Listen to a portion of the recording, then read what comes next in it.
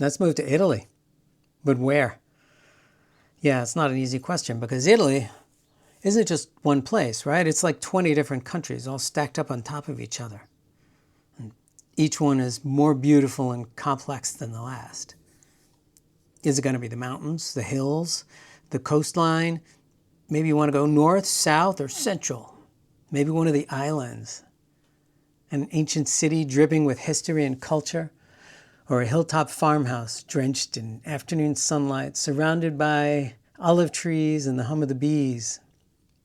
It's a tough question. So the only way to narrow it down, really, is to get into the real practical details. Because otherwise, Italy can seduce you if you let it, and you'll end up choosing something based on a YouTube sunset. So in this video, I'm going to explain exactly how we arrived at our current answer. Western Tuscany, and specifically the city of Lucca. Now this could all change. Ask me again next week.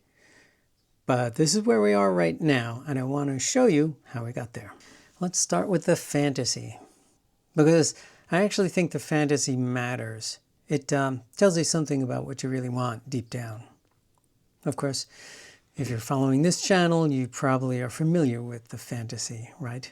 The golden hour, a glass of wine on the terrazza, the smell of cooking, walking to the market in the morning to the sound of church bells, slowing way down. That's the dream. And it's not wrong. It's just incomplete.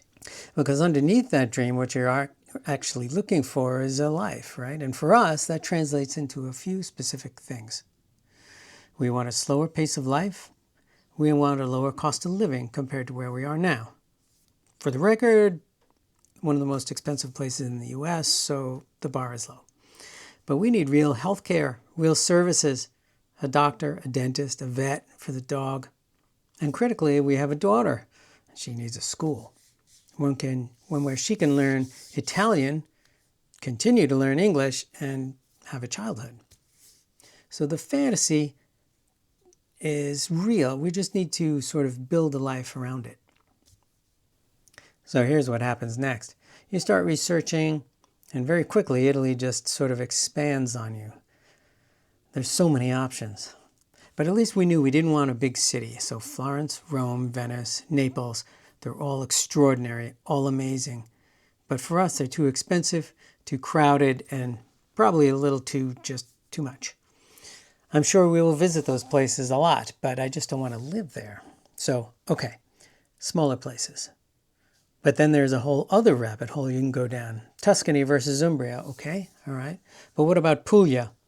No, wait, haven't I heard about a lot of people going to Abruzzo? And maybe some guy in Facebook said, hey, Le Marche is the hidden gem nobody talks about. And there's a guy on YouTube that's restoring his house in Le Marche. Look at the north, and then you think, wow, Lake Como looks amazing. And the Dolomites.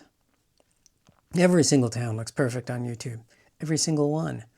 Someone has made a beautiful little video about every little town in Italy. And, you know, the church bells, the spritz at sunset is beautiful, but useless for making a decision. So you have this long list, and I really needed to cut through it. So once you start applying real filters based on how you actually live, the list shrinks fast.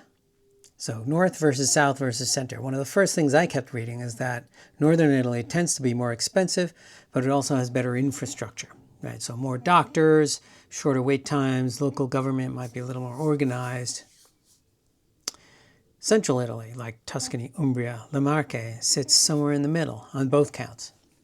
Southern Italy is the most affordable, and there are even some towns down there with a 7% flat tax rate for foreign retirees, which is, you know, that's a big draw for a lot of people. But from everything we've seen, a lot of those towns are very small, and they don't have the kind of services and infrastructure that we need, especially for schools. Speaking of schools, this is a big one for us. And this is one that doesn't even get talked about much in Italy relocation content. My daughter needs a real school, obviously one ideally with some international presence, or at least some support for kids transitioning into Italian. That immediately rules out certain places that are otherwise gorgeous, but just too small, too rural. Another thing we wanted was walkability. My wife has been really clear about this one. She does not want to live somewhere where you need a car to do everything. That's a really good point, and she is totally right. But that means either being in a walkable town center or being very close to one with good public transport. No isolated farmhouses where you're driving 20 minutes to go buy some bread. Okay. Community. Here's one I think can be underestimated a lot. If you're in the middle of nowhere, are you really in Italy? How do you know? You might as well be anywhere. We want neighbors. We want the piazza. We want to be able to run into people, have a coffee, and slowly become part of the place. And that means a real town with real local life. But space. Okay, here's my thing. I have this dream, and my wife sort of tolerates it. The dream of having a little bit of land. Beehives, olive trees, maybe a vegetable garden, room for the dog to run around. So ideally, we're not in an apartment in the middle of a city center, or at least we're close enough to the countryside that this is possible. Next item, cost. As I mentioned, we'll be on a lower income when we make this move, so cost of living is a real concern. It doesn't have to be rock bottom cheap, but it has to make some sense. Okay, so when we put all those filters together, you quickly realize this is not just about finding the most beautiful place, it's about finding the place where life works.